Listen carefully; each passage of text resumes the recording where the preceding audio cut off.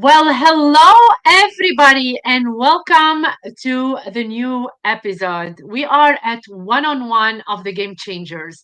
I am your host, Carla, and tonight I'm turning up the heat with the brilliant Steve Hungarter.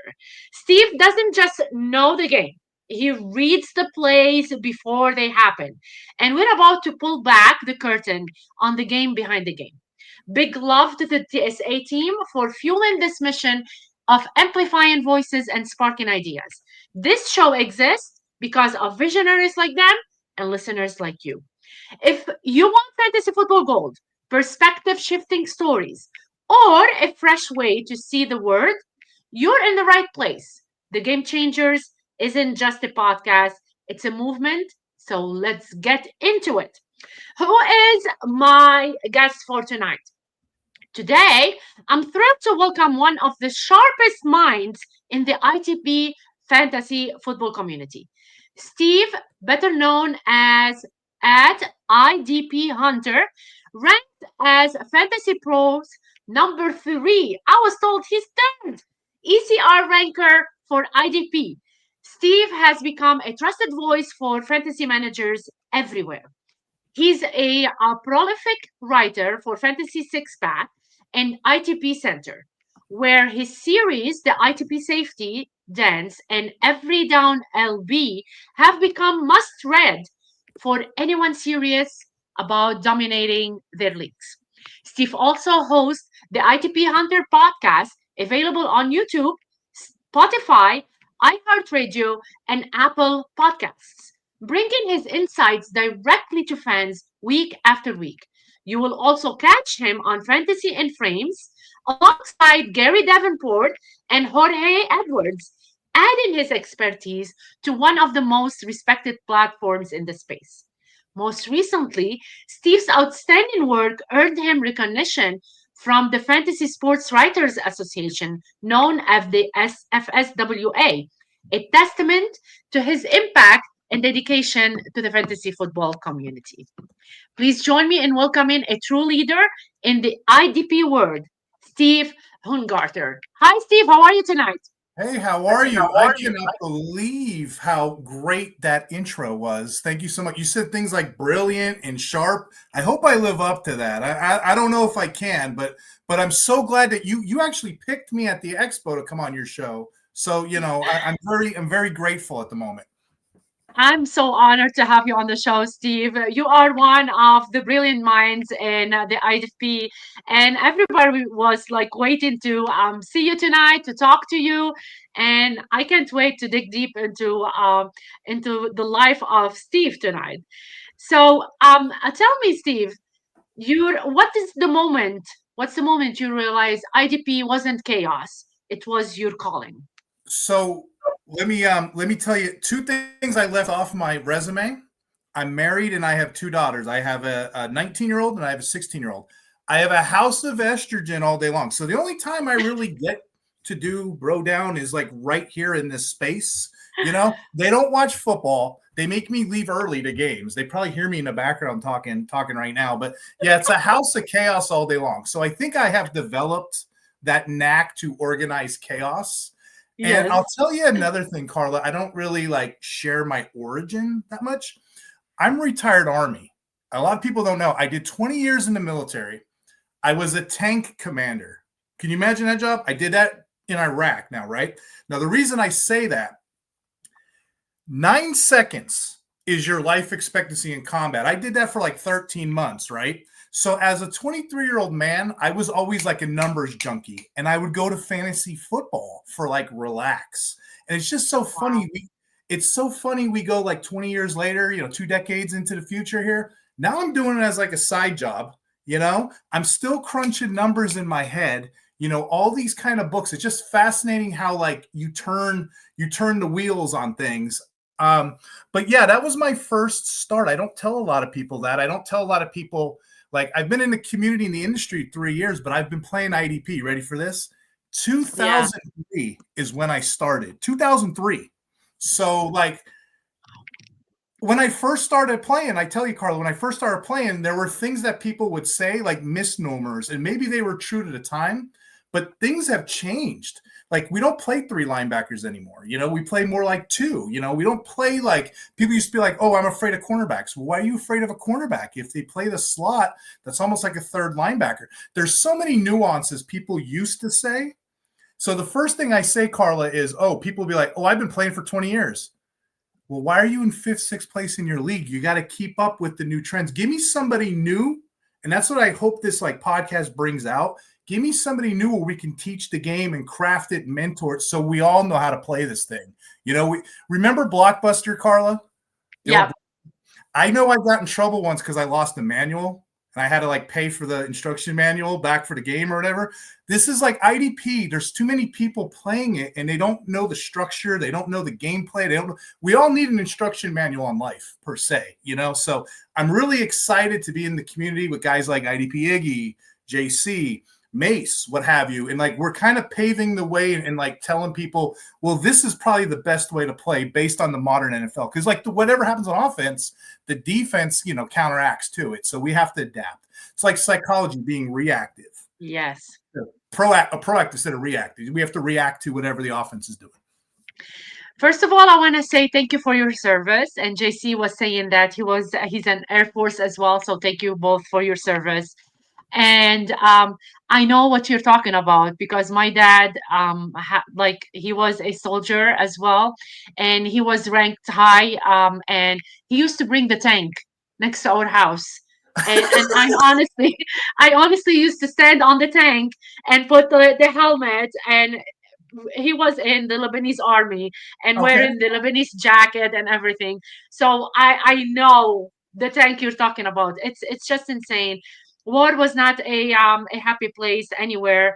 I'm happy that you're back home to your family, and it's chaotic.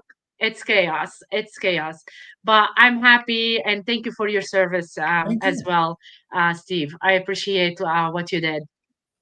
So, which player did you plant the biggest flag on that made you say, "Told you so," all season? Good question. I'm going to go with Nick Bonito, defensive lineman of the Broncos, because the last 2 years, people knew this player, and depending on what sites you talk to, people are saying he's not elite. He is elite, right? This year when we were drafting, he was going off the board DL 30 ADP. If you look at right now, as of December, from week 12 onward, ESPN has Bonito 23% pass rush win rate on 176 pass rush attempts. That's right there amongst the top edge rushers in the whole entire thing. Earlier this season, I had him, flag planted at 31%. So next season, he's not going to go that late, that's for sure. But yeah, I was on Bonito much earlier than most people. And, in IDP, Carla, getting a good edge defender, that's paramount because there's only 7 or 8 you could rely on every year. Getting an extra guy in between there, and you probably didn't have to pay for him if it was DL 30 value. So I'm pretty proud of Bonito. Nice. I love that. And in one sentence, what's the soul of great IDP roster construction? In one sense, honestly, you can get by with a good linebacker too. That's kind of the key. That's the heart and soul. That's the locomotive of the train station. You need yourself a good linebacker who gets solid volume is king. That should be the motto there. I love that. How do you stay number? So I did write number 4 to you, and you told me you're number 3 right now. So how do you stay number 3 in Fantasy Pros ECR without becoming risk averse? Yeah, that's pretty good. Now, I guess the short answer, the coach speak, would be sharpen your mind with data. Don't be afraid to reset your course. Columbus Day weekend just happened. I was watching, I don't know if you ever seen Ridley Scott, the movie, the Columbus movie. I was watching that with my kids. And I was like, how did they navigate from here to there? How did they do it? And I started Googling. I don't know how you are. I chat GPT. I go down these rabbit holes, right? So this is what I do. I'm like, oh, wait, they take knots, they take ropes, they take all, and they measure speed and distance. That's what you got to do in IDP. You got to replot your course. I'll tell you what I do, and I don't know if anybody else does this, but ranking is not hard at all, Carla. It is not. I'll tell you right now, tackles, you can gauge them each year. Good luck guessing what a guy is going to get for a sack, but each year a guy usually produces steady. You can guess what a tackle is going to get you. You can guess what a snap's going to get you. And guess what else is free?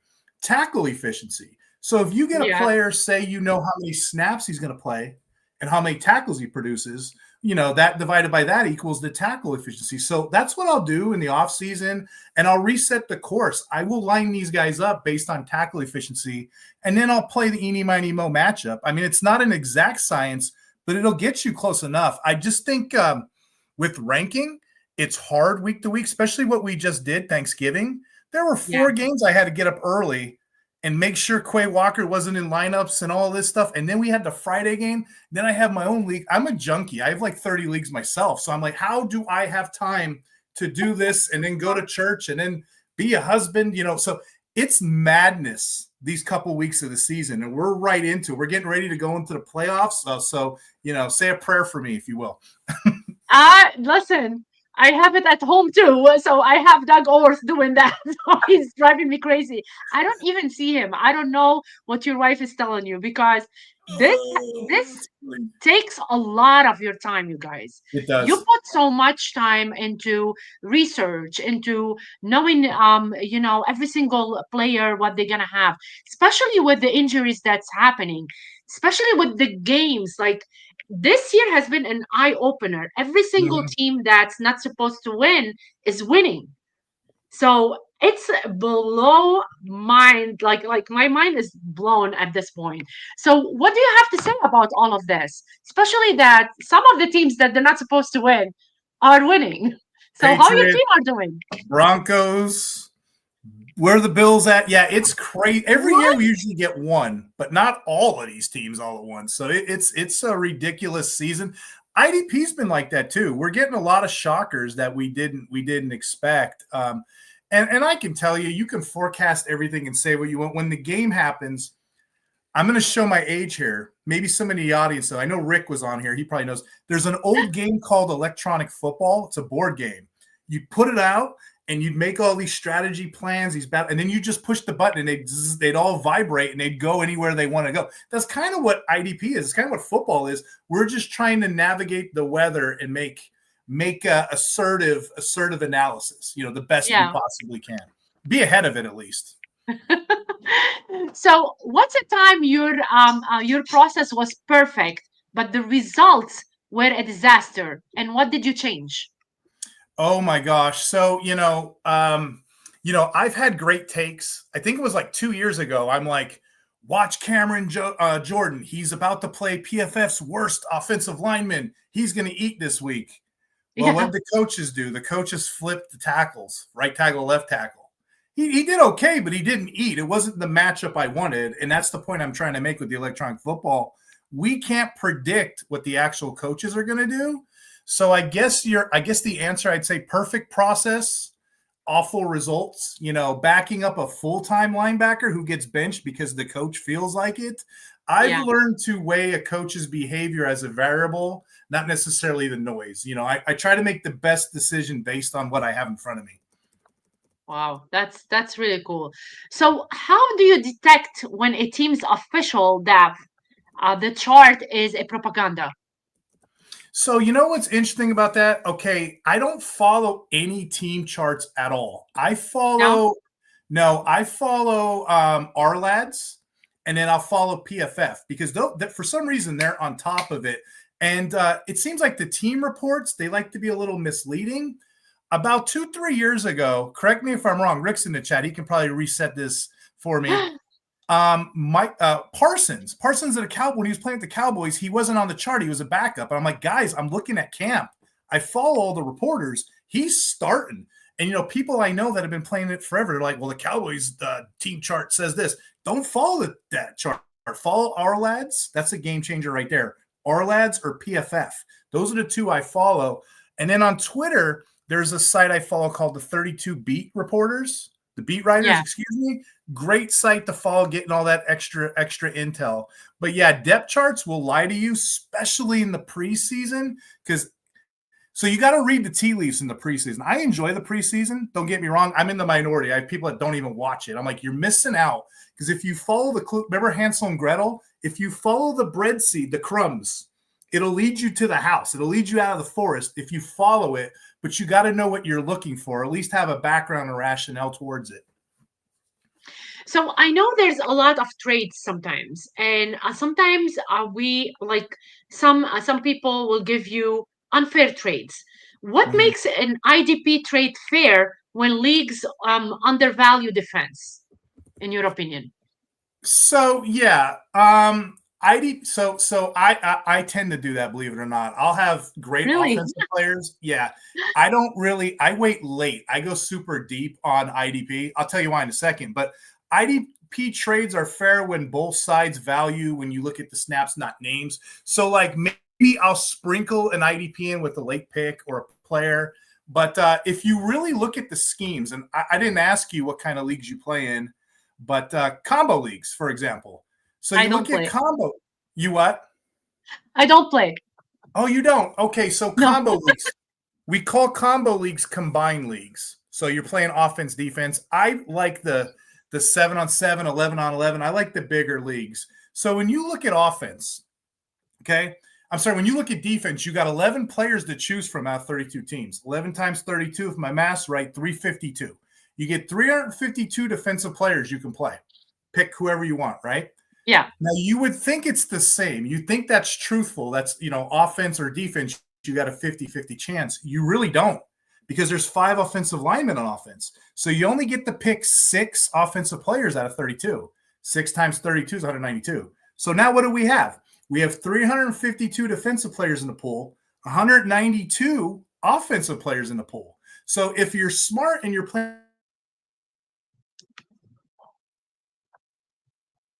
Oh, something happened with the Wi-Fi with a Steve. I dime a know that. dozen. The average defensive lineman too. So I I'm gonna. just want to stop you, Steve, Oh, because you stopped when you were talking. oh So no. yeah, so the last couple seconds, if you wanna go back to that. So I mentioned, like, there's so many offensive, also so Yes. many defense players, so many offense players. So like DBs, you can punt those guys and go super deep, right? You can go super deep. Yeah. DL2, the average DL2. Let's say you're streaming defensive linemen too, from DL20 to 50. There's only like an average 3-4 points a game difference. So you can get away with the skeleton crew just playing the matchups each week. What you can't get away with is those volume linebackers. There's only like 38 in the whole league. Trying to figure out where those are, that's going to be the sweet sauce. And the tier 1 defensive linemen, they go quick. So with the exception of those 2 positions, you can gobble up your offense. So by that rationale, your offense, and I hate to say that for the IDP enthusiasts, the offense is always going to be more favored. I'm always going to take the running back, wide receiver over an IDP because I can plug them. When you play, you'll see it when you play in combo leagues. You'll see it. You'll have defensive players for days out there. Now if you want to get cute, you can do it 2 ways. You can go offense first and then build your team. Or if you want to get cute, go offense, maybe in the 7th, 8th round, take an elite defensive lineman or take your linebacker and then keep building. And I'm going to say when you get to the point of like, a Chris Godwin type or whoever, then start building your defense. But your teams, if you do it that way, you're going to have a stronger build than starting defense first and then offense. So yeah, to answer your question with trading, I kind of want to stimulate my economy. It's nothing worse than having people just sit on rosters. I don't know if you Yeah. could agree with it. What kind of leagues do you normally play in? You play in Superflex? I don't play. Oh, you don't? Okay. So like I don't. I love Superflex. I like the bigger leagues, but I I heard like I heard of that. Yeah. I like to spin the economy, and like there's a book called The Red Paperclip. You get a paperclip, and then the guy trades it for a TV, and then the TV goes to like this. Before you know it, by the end of the trade, he ends up getting a mansion, and it started off a red paper. That's how trading should work. You should spin your economy. The bigger the leagues, the more I love, because there's always somebody that wants what I have. I'll give you an example. Tonight, I'm in a 32 team league. I'm in the playoffs. I'm Oh excited. my God. I'm in a 32 team league. Guess what though? I have two good players and the rest are skeleton crew. I have Justin Jefferson and I have Amon St. Brown. I'm in this Yes, league. St. My Brown is good too. quarterback is Tua, and he's going to kill me. Tua is going to kill me. I need to get off Tua.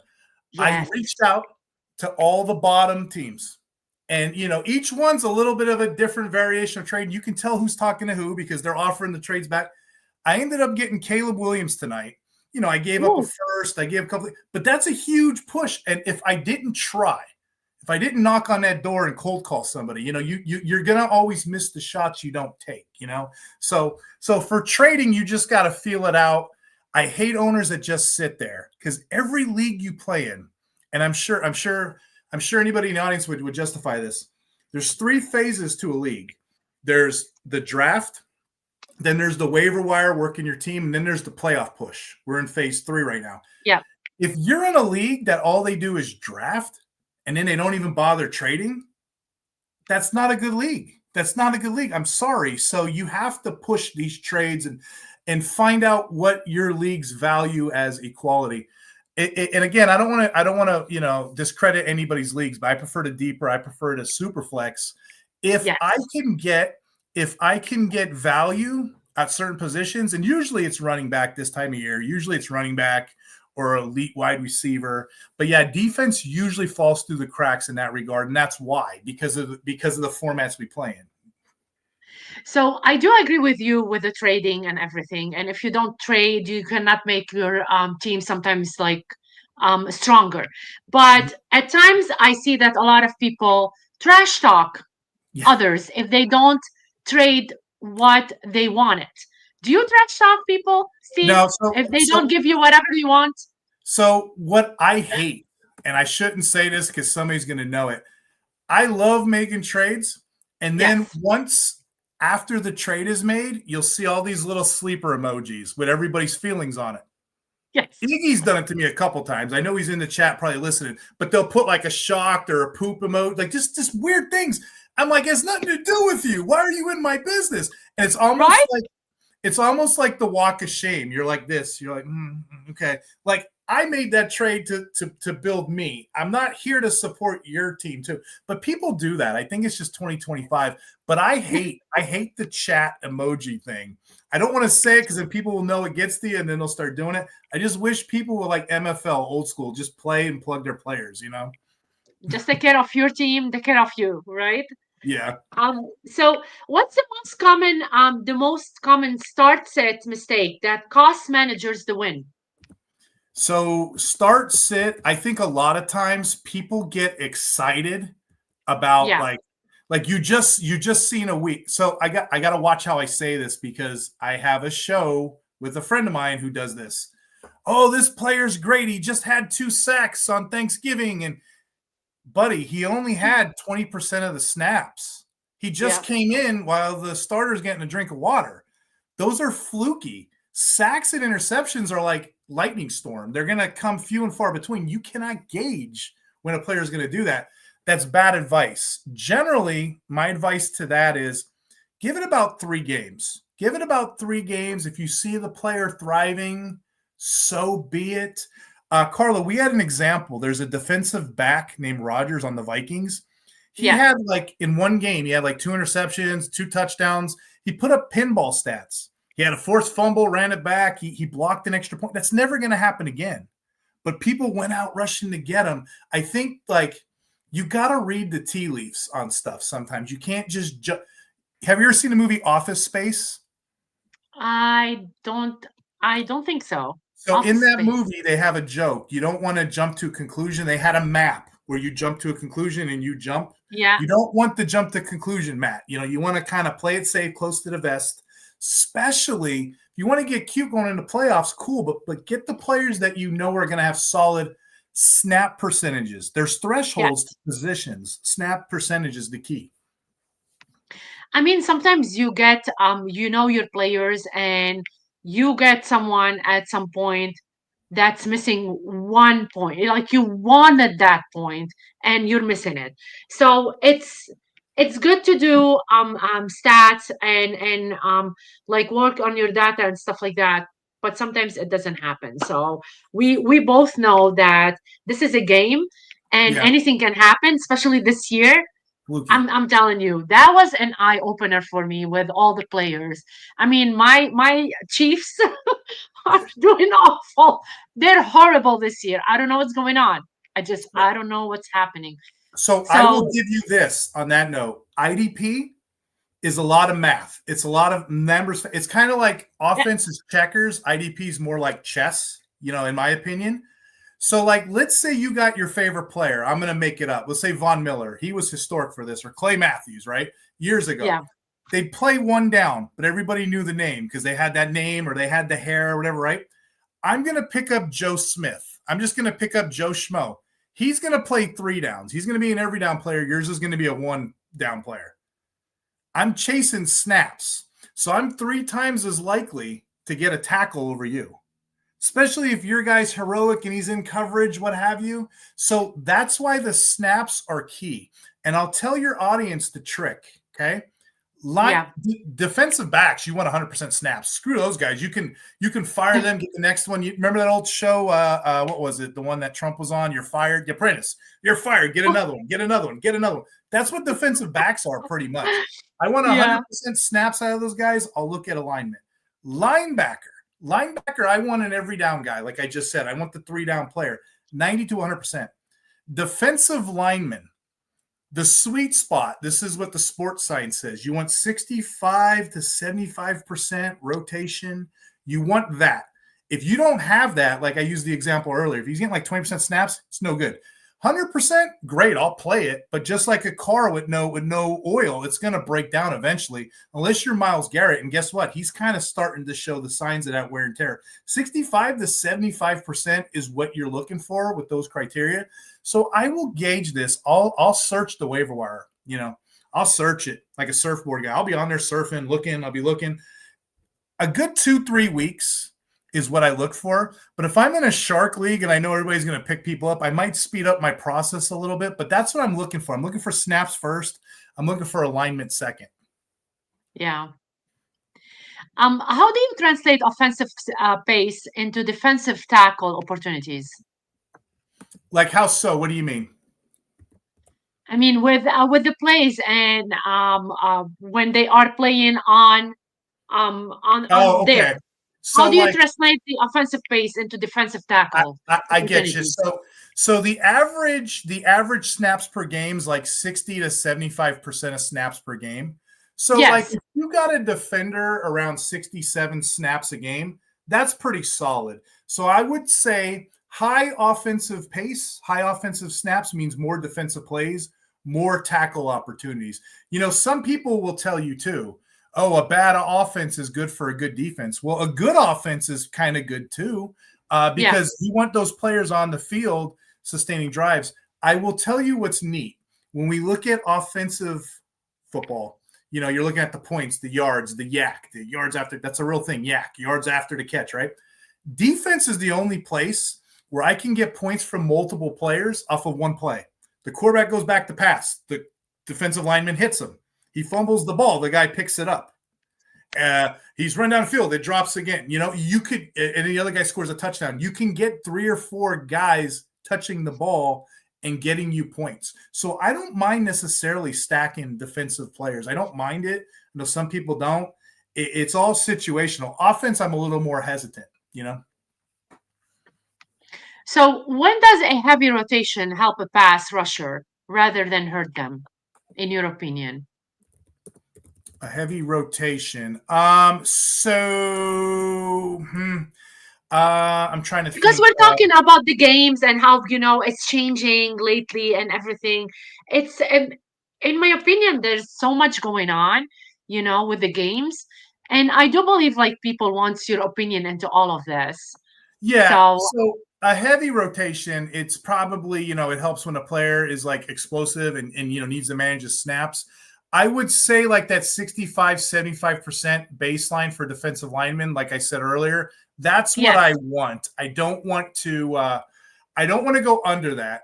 I'm okay with a couple games going over that. Like, who's going to refuse more playing time? But just be mindful of that because these guys get injured very quickly. That's why there's a rotation on it. But yeah, heavy rotation, short term, I'm okay with, you know?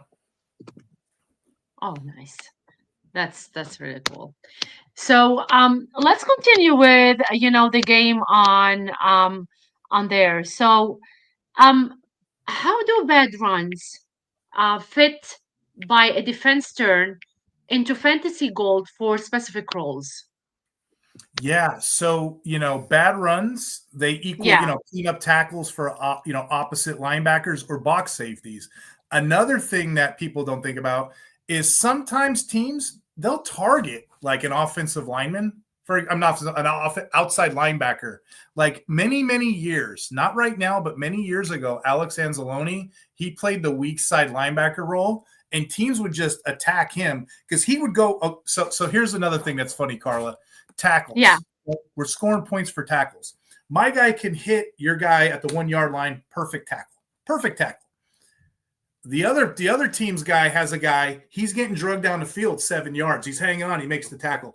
Doesn't matter. It doesn't matter. A tackle's still a tackle. So there are advanced stats that I like to use, like average depth per tackle, and it kind yeah. of tells you where they're making or stops. PFF has stops, and they grade where exactly are these guys making their clean tackles at.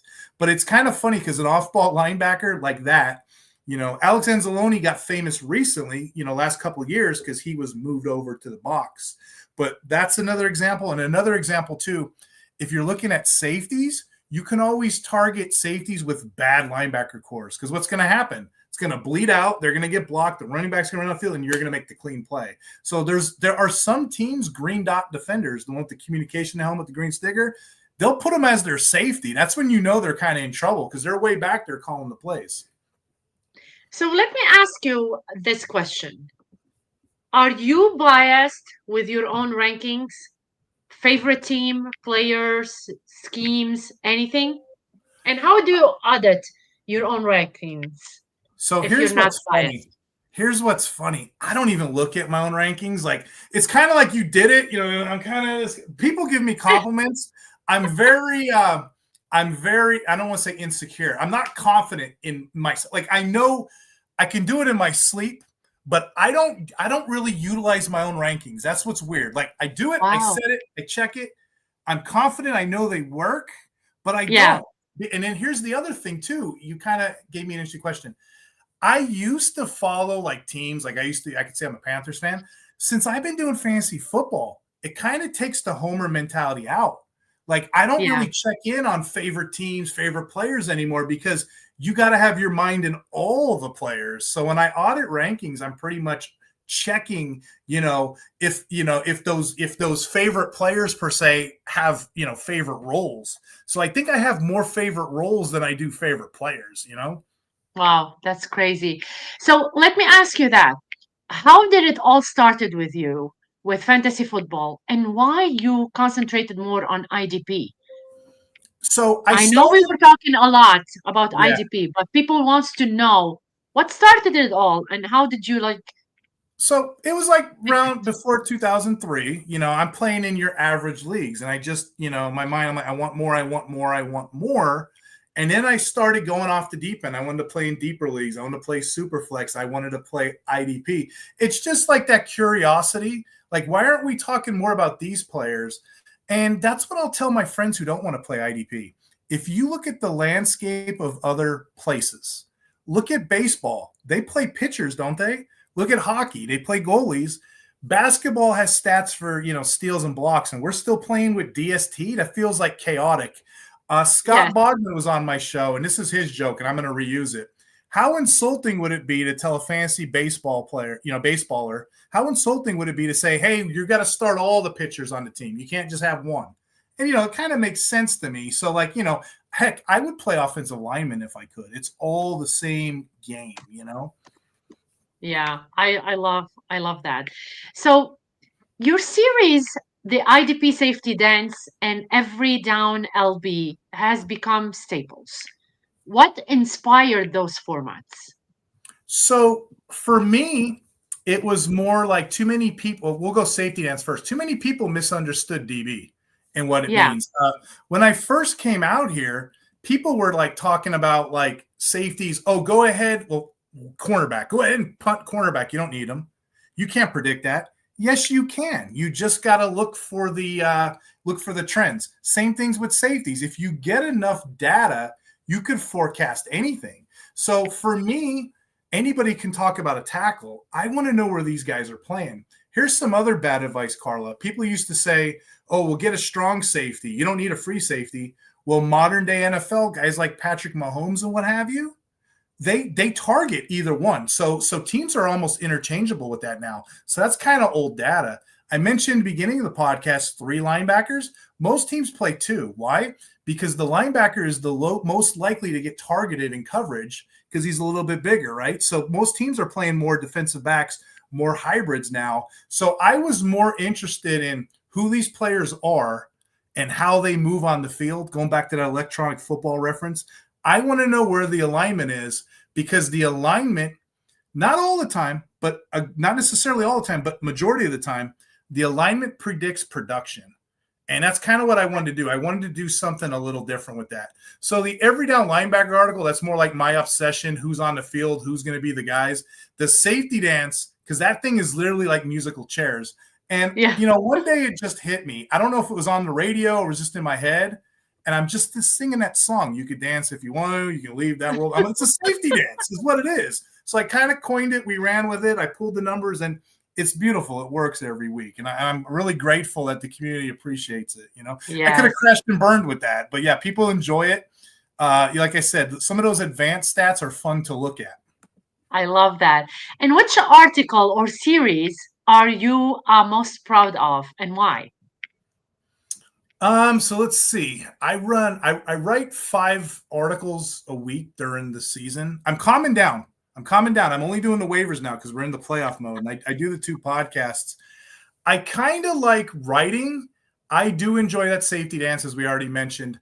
But podcasts, I enjoy the fantasy and frames with Jorge Edwards because there's so many big hitters on there. We talk about Gary Davenport all the time, Godfall IDP. We talk about Jorge. He's a great one in the community. Yes. JT Brew's on there too from Dynasty League Football. So whenever you can bring up something, you can bring up tomatoes or, my car just died. And everybody in that room has a different diverse take. And that's what I love. And that's how we grow as human beings. If I come on here and tell you Fred Warner's a good player, you're not going to get anything out of it because you already know that. You don't watch football, Fred Warner's a good player. But if, you hear all these different takes and how it goes through diversity, we grow as human beings. So I really enjoy that show. So those are my 2 if I had to pick. I love it. So you work with the godfather of IDP and Jorge Edwards, which Mm-hmm. is you're working with Gary Davenport. We all know he's the godfather of the IDP, and Jorge Edwards. They both came to the show at some point as well. You Mm-hmm. work with them on Fantasy in Frames, but what's that collaboration like behind the scenes? And do you have like people that come on the show and make you giggle? And do you have a story to tell us? Gary, every week we have a story. I just don't know how PG-13 I can do it. But you know what's funny? Going Yeah. back to like when I first started playing IDP, there was very little writing. And if there was writing, I don't want to say it was poor, but it wasn't translatable. The Yeah. only 2 people that I would recommend in this world were Gary Davenport and John Norton of Football Guys. And I got to meet them both and play with them in the expo. I got them both in my phone. I have conversations with them all the time. Those guys are mentors to me. And you can throw JT, you can throw Jorge in there. I don't have an actual specific story per se, but I will tell you, Gary sneaks in my DMs 2, 3 in the morning on a football night. I'm like, damn, I got to go to work. And he'll be like, oh, this player did this. He's almost like a child. But I will say this. They're so kind because They are. you mentioned it earlier, how people talk trash in chats and, I get excited. This one gets excited. At the end of the day, our heart, all we are is an extension of one another. You know what I mean? People lose sight of that. But I will say Gary, Jorge, John, all those guys have been nothing but kind. and allow me to grow in this space, so that's, I guess that's the story in itself, how we're grown men and we have all these different things going, and once a year we get together and we just bro down, and we have a good time in the Hall of Fame of all places. That's amazing. I love that. I love that you're talking, about the space and Gary Davenport. I love Gary and Jorge a lot, and there's a lot of people that I'm so honored to get to know through, the expo at some point, and we've become a lot like great friends. So I know what you mean. I know what you're talking about. And me and Gary, we talk a lot about Doug Orth, so he can trash him whenever he wants. He will tell you how much he talks about him. It's so I know what he does, and I So love him for that. so I met Doug through JJ, because me and JJ are like, dude, we've done podcasts. Yes, I know about his little secret cooler. You know what I mean? So like we bond, and we have that northeastern vibe. So yeah, we're all six degrees of separation amongst each other, and it's good. Like, people were meant to be on this amazing. earth to talk to each other, Yes. not behind computer screens all day long. So like I said, I appreciate the community accepting me, because I was Yes. a nobody. I've been playing fantasy football for years, and I just kind of went in this thing. I'm like, I got an idea, and it kind of grew from there. And like I said, You're people not for a the most part nobody, have been Steve. kind. Yeah. Huh? You're not a nobody. I'm But sure, one hundred people have been percent. kind. You're not. You're not. You're not. So, where do you see IDP fantasy football heading in the next 5 years? Ooh, good question. So if you look at the numbers, and John told me this, I don't have them in front of me, you see IDP growing each year. And people that you wouldn't think are IDP people, they'll just come up to you randomly like, hey, should I start? And it'll be like a fifth string linebacker or defensive tackle. I'm like, whoa, where did you come from? You didn't have this 5-6 years ago. So I kind of think I can see DST being phased out and IDP being the mainstream. And honestly, Wow. those are fun. Those are fun leagues. And we're kind of the pioneers of it. I know a couple years ago, this thing was like the wild, wild west. And I think the biggest frustration, we haven't really hit on this or talked about this. The biggest frustration is scoring. Doug will probably tell you many, many moons ago, when fantasy football offense was just kind of starting out, people didn't know what to do. Have you ever heard of standard scoring? Yes. Standard scoring is like, oh, we're just going to do yards. Well, what about catches? What about PPR? And then they gravitated to PPR, non-PPR. Okay, offense is a little more structured. Defense, if you don't got the right people, it's the wild, wild west. So we've kind of got it down now. Me and Mace did a podcast. We did the writing on it. You have the Fantasy Pro scoring, which I grade in, which is tackle heavy.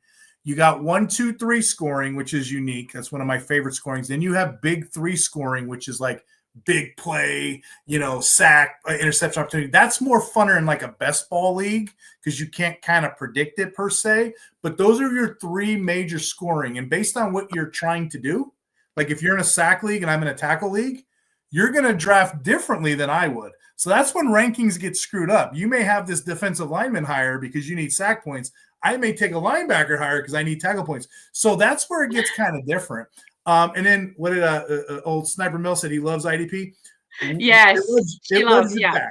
It loves you back. It's so fun getting together and trying to rationalize stable scoring, stable nature. Because back to that Blockbuster manual that I lost when I was a kid, right? You want Yes. everybody to know the rules of the game. You want everybody, like Monopoly, you want everybody to go around the board, collect $200, because it's funner when you beat somebody. It's funny when you beat somebody when they know the rules of the game. If not, they're unsuspecting, they're checked out, or whatever. So you want to have everybody kind of on the same sheet of music. So those are the 3 preferred scoring for me. That Yes. was the very first league. Iggy has this FF7 league, and it's insane. This is my first year going in there. I love it. I love it. Oh my The God. I love that. I like smaller benches, because if you have people in your league, Carla, that won't trade or active, it kind of kills it. Smaller benches make them make moves, make moves, and things are off. So Iggy has I probably one of the thinnest benches I know. I do believe, like, yeah, trading is really important, and I get what you're saying about, the breakdown and scoring and non PPR. I hear every single day. I hear a lot of them with that. I do sit and watch. I don't play fantasy football, but I do sit and watch, and I learn the game a lot. I know how much a rushing touch or a touchdown get you how many points, because like 1 point can make a difference, or half a point can make a difference, Mhm. which is really crazy. Like you can be going and on top, and out of nowhere you're like a 9% instead of 90%. Like what just happened? So And in it's Gary's league, crazy. not to brag, but to your point, in Gary's Kings Classic League, that's where you Yes. see me at. It was in Hall of Fame. Shane Shane Hallam of Draft Sharks. I beat him in a must-win game. It was Monday Night Football, like last. I beat him by one tackle, and I felt so good, but I couldn't say anything. I had to keep it to myself. I went, because you don't want to like, oh, I'm here. But yeah, I know. I one know. tackle, and it was like at the end of the game, because game script changes everything. If the team's up, they're going to run the ball, Yes. and you're going to get some Yes. garbage tackles. But if they're behind, they're going to pass. Guess what? Those DBs and stuff are licking their chops. There's a potential for a splash play. Oh my God, that's crazy. One tackle. Um, what do you think about what's happening right now? And they're gonna take the tush push away. Are you with or against taking away the tush push? With this one, you're damned if you do, damned if you don't. Really, I don't like the tush push. It's annoying to me. It's the most boring play in the world. But I understand the rationale. The guys like the Dan Campbell, like I have to defeat it. Okay, but they're defeating you because you're not stopping it. So I don't like the play. And again, I'm a defensive guy. I like the weather games in the snow and the rain. I like to run the ball, but I don't want to see the quarterback hold the ball and go 2 yards. It's a boring play to me. So me, and I know there's people out there that probably don't support what I'm saying. I don't like it. Come up with another play, please. Like it's just boring to look at. Tell me, Steve, what advice would you give someone that's starting their first IDP league?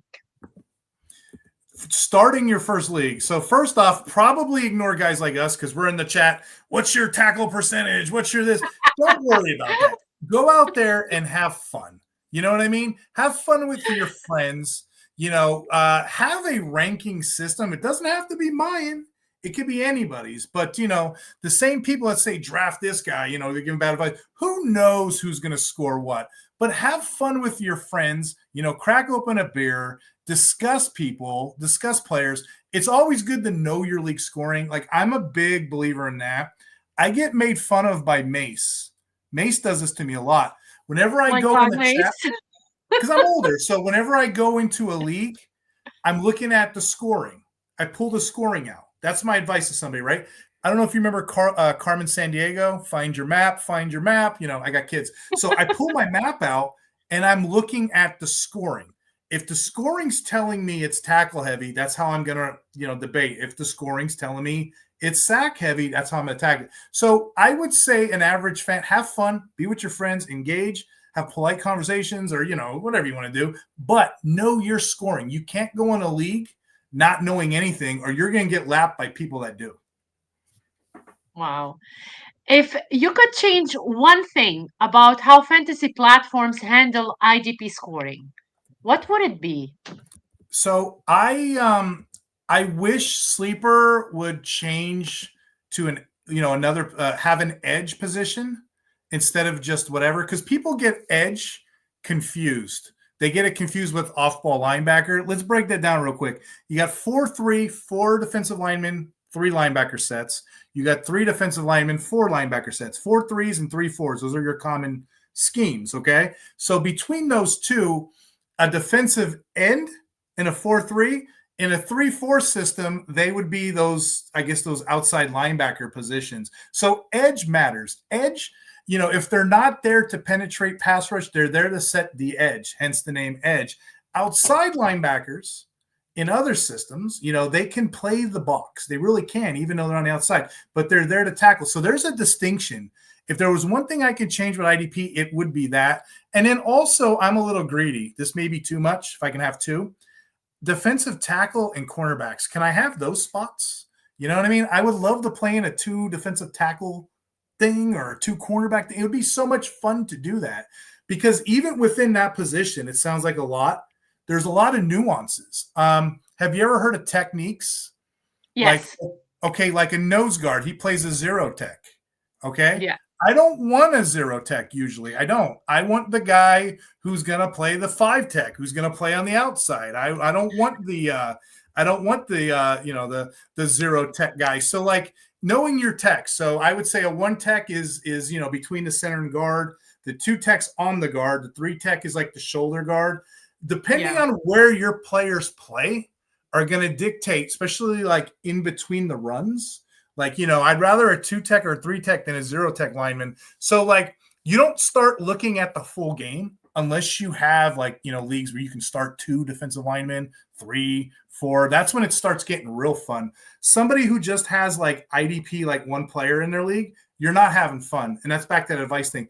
Try to put at least 5 in there. If you can, at least 7 in there. So that way there's variety, routine. And that's when my articles come in. Oh, well, this guy plays all the snaps, but he's always in coverage. He's no good. Give me the guy who's in the trenches, So there's a philosophy to it. And I try with my writing. I enjoy writing. I'm not a natural writer. I kind of picked it up as I went, but I like telling stories. If I could paint a story and kind of tell like this is what it is, or maybe like with a metaphor, it gets really fun. It gets really fun to do that, So That's really good. I love that. Can you give us a spicy but defensible IDP take you'll stand by in December? Ooh, that's tricky. So all the way in December. Yeah. So yeah, I don't know. I don't know if I got one offhand. I'm trying to think. Because here's the thing. I'm not like I won't double down on stuff. Like if I tell you, oh, I think Fred Warner's a great player and then he gets hurt. Okay, well, maybe let's move on to the next guy. So I'm Bruce Lee. Remember, Bruce Lee says move like water. That's another one of Yes.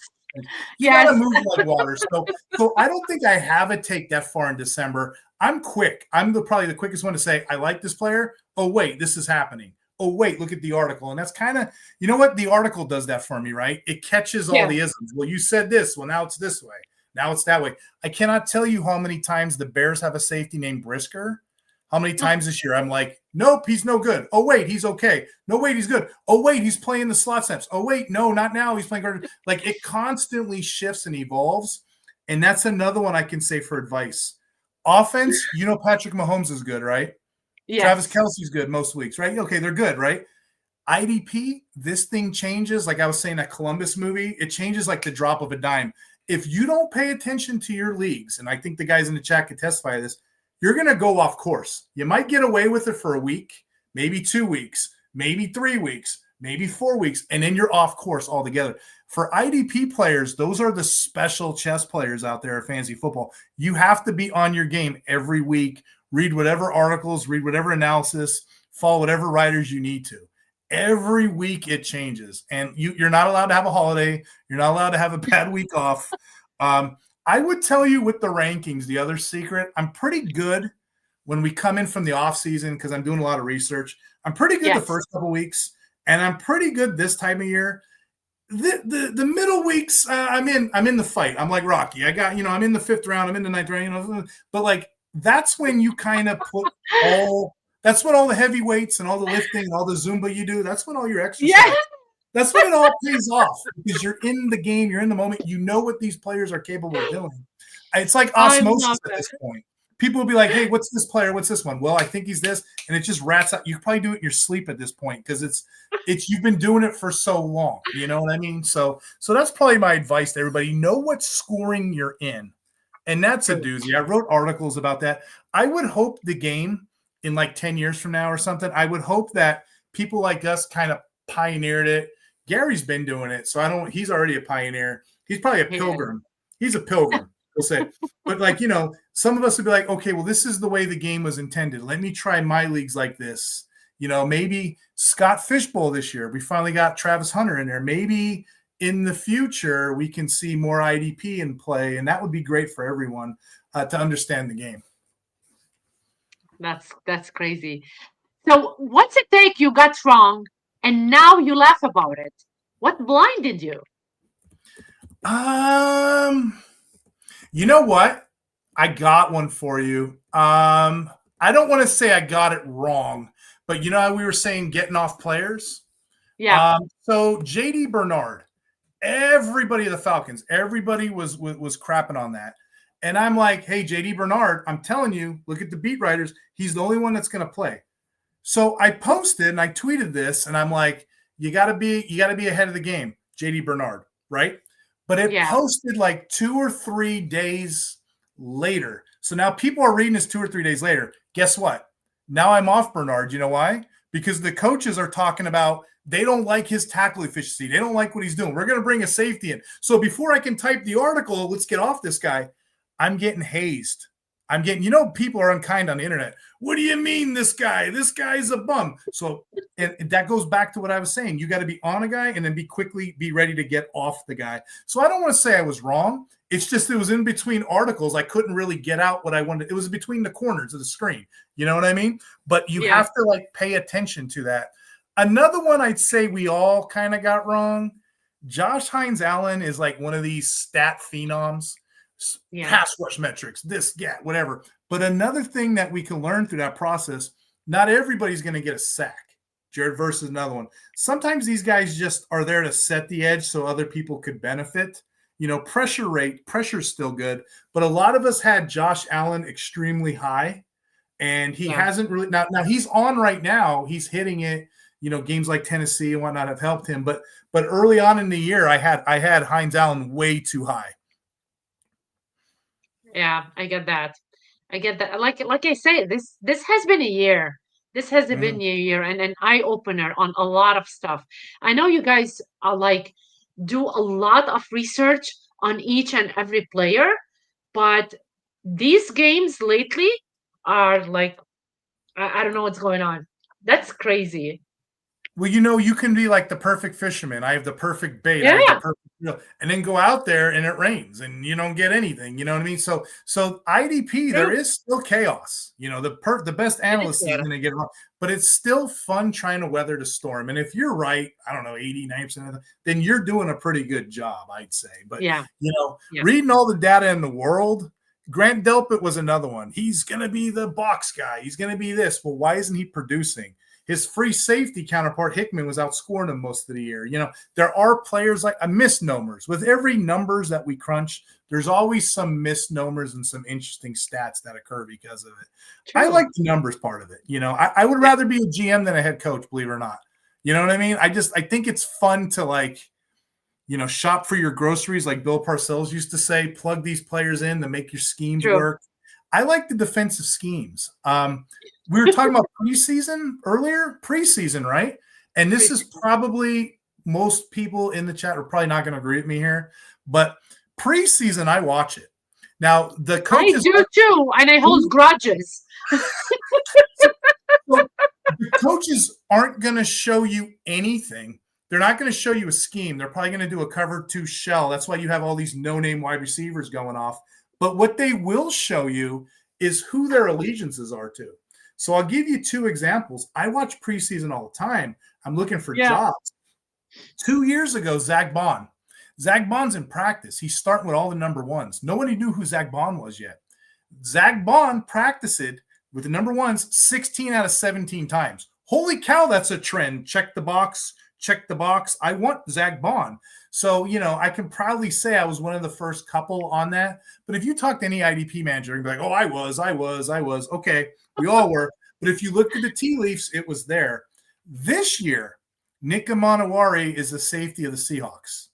Everybody was excited about this guy because he was wearing the green dot in the preseason. But look at who's around him. He's wearing the green dot and nobody's starting. It's all the backups. It's like 2 players starting. So if you're a backup and you're with those guys, that means the coaches aren't valuing the starters at this time. You got to wait for them to start. So you can kind of see how the pieces fit, how the puzzle fits. Now he's getting his flowers now. But earlier in the year when people were doing that and overdrafting, it's funny because I know people personally, they drafted this guy early in Monterey, then they dropped him on waivers, and I picked him up like 2 weeks before the boom. So I think with my articles, I would love people to say, oh, hey, that Shamari Connor of the Chiefs, that's another guy we got on. Hey, Shamari Connor, thank you so much, Steve. I picked this guy up before anybody else did. Last week with the safety dance, I'm done writing those for the season because it's the playoffs now. I don't think anybody cares about that fifth string player, but Ransom of the Panthers and Winston of the Titans. Those are my last 2 hits I got doing the safety dance. It's fun looking at those numbers. It helps me in my leagues too, because if you're a player like me, you're going linebacker and elite DLs, you can punt a DB and get away with it. Those are the articles you probably want to read. Yeah. So I was talking about preseason because I watched. So the first year I was a fan of the Chiefs. What happened was I was watching the preseason between Chiefs and Bears. And I do still hold the grudge on the Bears because they won the Chiefs. So here you go. So question for you. Story. Are you familiar with what a green dot is? Have you ever heard that before? Green dot? Yeah. No, what is a green dot? So a green dot, and I write this article too, but a lot of people write it, so it's more like evergreen content. A green dot is a sticker. If you watch football, there's a sticker on their helmet. It's a little tab. Oh, yes. Yeah. What is that? And the sticker tells which player is going to have the headset, the communicator, so the coach can talk to them. Oh, okay. On offense, it's generally a quarterback. It's no big deal. But on defense, whoever that player is, guess what? He's going to have a 3-down roll. Is that not a cheat code if you know who it's going to be? Usually it's like the linebacker, inside guy, because he's calling the plays. So not only is he 3-down player, he's calling the plays, and he's lining up everybody else on the field. He's the coach on the field. So generally that player does really, really well. So that's another article I write, the green dot. But a lot of us do, and we're always trying to figure it out. It was so funny this year, Carla. I wrote an article. I did a video with John Norton, and I'm like, look, I paused some video on Twitter. I go, look, zoom in. He's got the sticker on his helmet. That's how easy it is to pick up these players, or coach speak. So it's fun. But yeah, these are the little things on defense that aren't really advertised that you can kind of pick up on. Safety's even funnier because you can be a safety in the backfield, but what if your linebackers suck? Well, you're moving up. You're playing the box. You're probably going to get that headset. Now, all of a sudden, we're in leagues together, and, Doug finds, oh, wait, hey, I got the green dot defender. So now he has a safety who's in a linebacker role. That's a cheat code. So now he's ahead of us. So now I got to find another type of player I can pick up. Yeah. I thought it was the QB only that have the green dot. On and offense. Then I start seeing it more. And I'm like, I need to know what is it. So thank you for telling me that, because not many people know what's the green dot is all about. So I know that you have another podcast to go to, but I do still have a couple more questions for you. Go right ahead. What are your top 3 Sunday morning checks for snapping up a surprise starter? Oh my God, you said Sunday morning. So I go to church. I'm a church guy, right? I have to have my Fantasy Pros rankings in. Okay. Yes. On top of that, I play in leagues. My Sunday mornings are panic. Like I'm trying to grind and I'm trying to get this and I'm trying to do, I have no time. And if those three things, church, ECR ranking, my team usually gets the last second. So there's been moments this year where I'm in a league with like Mike Waller and I'm like, oh, I got to take out Isaiah McKinney because Quay Walker or vice versa. So it's very, very stressful last second. What I've been doing recently is I have these apps are great on our phone. I have like the BuzzFeed. It tells me the injury report. I have my ECR rankings out. Fantasy Pros will flag it. They'll say in red if the player's in, out, whatever, So I get lucky. Another cheat code I would tell people is on Sleeper, go ahead and make a dummy league. Just make up a fake league with your scoring in it. Like I have one for Fantasy Pros. So when I'm on my phone, I can look and see, be like, oh, this player's out. This player's in. This player produced X amount of points this week. And that's kind of how I'll do my waivers. I will look back on my phone and I'm like, oh, this player did good. Let me go look at his last 3-4 weeks. And I can do that on the road. I can do that anywhere. Carla, you know what's funny? When I'm writing, sometimes I get a lot of like writer's block. I don't know if you do. I struggle, especially writing all the articles I do. So what I do is I sit by like my computer like this, and I might not be ready for like the header. I'll maybe work the back end, or oh wait, let me go to the safety, or I'll work. So it's almost like making a pizza. It's all over the place. I'm throwing it in the air. I'm flipping in the air. I'm making the pizza. Eventually, it comes out. Some of the best moments for me are when I'm driving or I'm at work and I'm like, oh, this intro, it works. Like, you know, I'm not supposed to be thinking that. I'll get the intro in. I'll probably do the intro like 3-4 days before, or I'll get my waiver players 3-4 days before. I wanted to be by my screen. I'll give you another example. During the combine, you know, the combine where all guys get all together, there are certain measurements, and I do this article. There's certain measurements, certain positions excel at. For defensive linemen, it's broad jump. It, you know, for running backs, it's also broad jump. For defensive linemen, it's also 3-cone. For safeties, it's, you know, the jump. And, you know, every position has a key metric. And I kind of do this article called Combine Cheat Code. And I'm thinking, what's a good intro? And I'm driving to work and it hits me. There was a Nintendo game when I was a kid, cheat code. It's called Contra. You press juggle note, up, down, left, right, B, A, B, select start. You get 100 lives. And I'm like, I'm going to make this my intro to introduce what cheat codes are. Or like second-year players. That was a fun one. I'm arguing how 2 is better than 1. So I'm putting on there like Kendrick Lamar, the Rolling Stones, how their second album was better than their first album. So it's kind of cool. Like the intro is my space to talk about whatever I want. I want to talk about my kids. I want to talk about football. I want to talk about wrestling. I want to talk about a movie I see. But I'm trying to paint a metaphor about what they're about to read, you know? That's crazy. Let me ask you some lightning round questions before we end the show. Favorite NFL defender of all time? So it's kind of a tie for me. I like Luke Kuechly of the Panthers. Very smart. He was kind of like one of those guys that can guess a play. I also like London Fletcher. People don't really know this, but like he never missed a snap during his whole entire NFL career. He was just that guy, brings his lunch pail to work, 3 down. Was all, like if you're running a company or a startup company, that's the kind of player you want, you know, on your team. You want that 3 down guy. I love that. One current player you would love to build your fantasy roster around? So, offense and defense, or just in general? In general, whatever you like.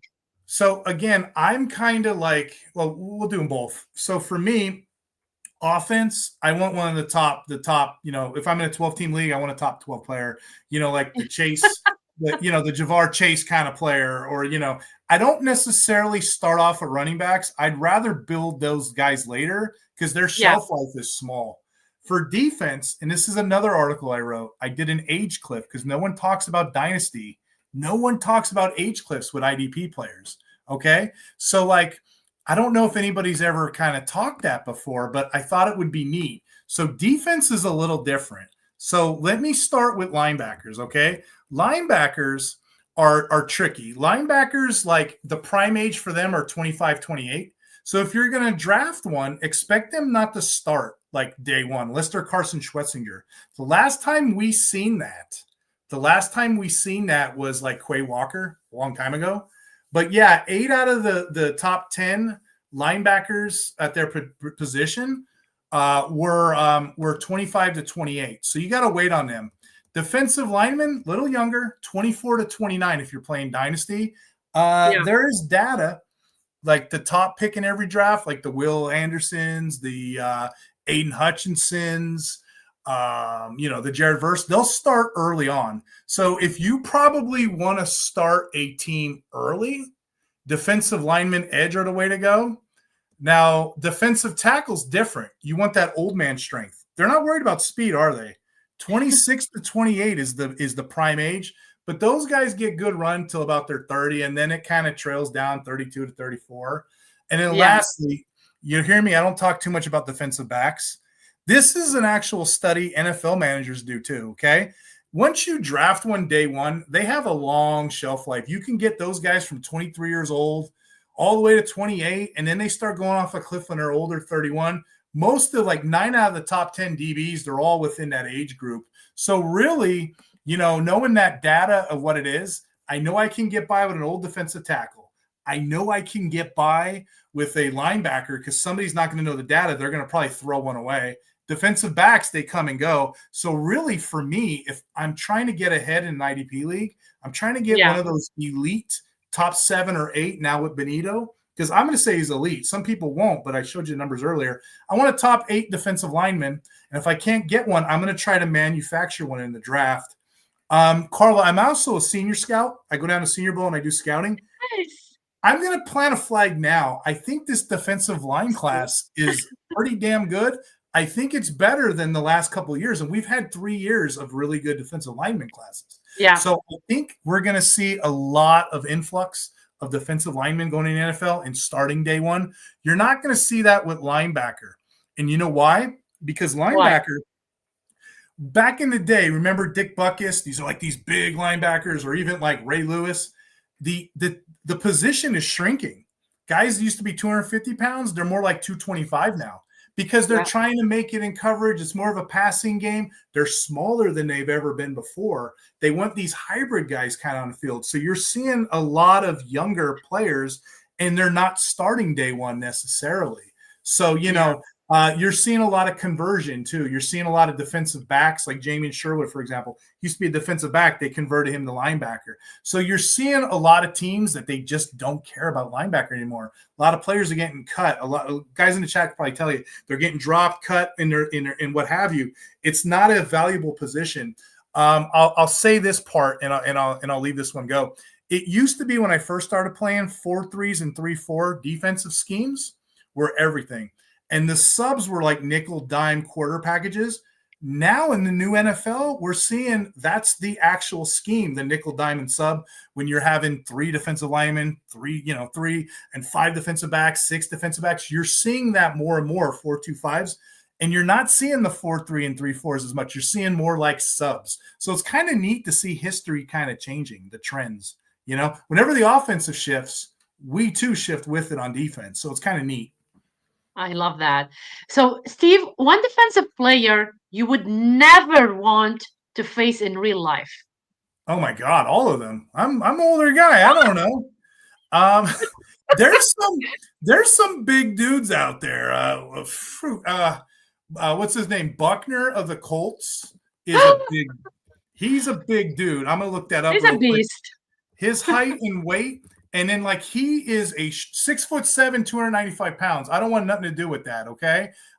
When he's on the field, that team plays really good. When he's not in the field, like last week, what did we see? We seen the linebackers all of a sudden come into life, making all these tackles and doing all this stuff, So, Doug is telling you, I used to do my matchup analysis based on 3-4 and 4-3. Now I do it based on nickels and dimes.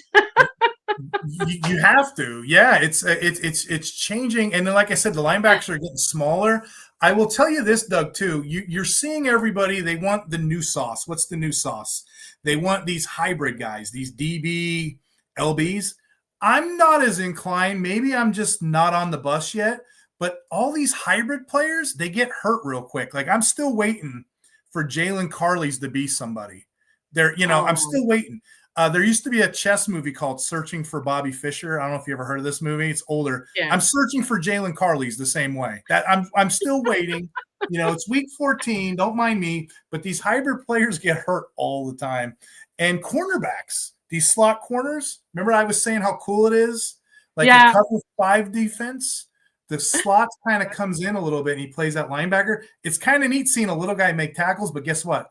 They get hurt all the time. Like I looked the other day on MFL, I have 5 cornerbacks, and I look and like 3 of them are injured. I'm like, well, that's why, because they're getting ran over by these Derrick Henry guys. Derrick Henry's another one I don't think I'd want to meet in the dark alley either. JC is saying Miles Garrett. He doesn't want to meet that. Oh, how did I forget that one? Oh my goodness. JC, this was me just thinking out loud. Hey, Aaron Rodgers, we're seeing him slowly, like that movie, not Benjamin Button, but he's aging. He's aging as we speak. I can see, I can see old Mason Rudolph playing. Was it week 17, week 16 when they played the Browns? We're going to get a matchup of the Helmet Bowl. Remember that a couple of years ago? I'm going to see Myles Garrett go off. He's probably going to get the 5 sacks he needs in that game alone. I digress, but I can see it happening. Mel is saying Max Crosby. Oh, there's a lot of linebackers that like it's gonna be like crazy. Defensive players in real life that we don't want to see. Yeah. So, if you weren't covering fantasy football, what would you be doing? I don't tell a lot of people that I'm an amateur like boxing historian. I love Nice. boxing, like maybe, and then like MFA, I'm combative certified, so I like MMA. I like boxing.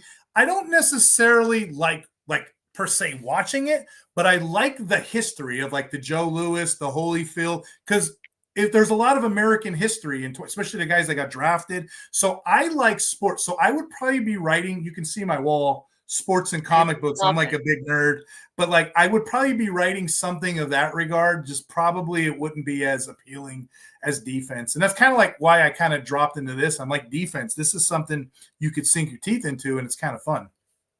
I love that. If you can describe your fantasy football style in 3 words, what would the 3 words be? 3 words, huh? I don't know. Old fashioned, maybe? I don't know. I don't know. 3 words? I'll give you 2. Yeah, that's Smart, hard. witty.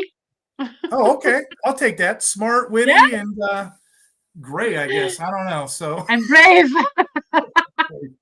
yeah, I'll tell you what. Confidence. Confidence is the Yes, key. I agree. I make so many trades during the season, and I don't think twice. And then versus some of my good friends, and they're analysts too, and they're smart. I don't know how Doug is. I'll have to ask Doug offline, right? But some of these He's guys not are smart. smart. I mean, yes, he's smart.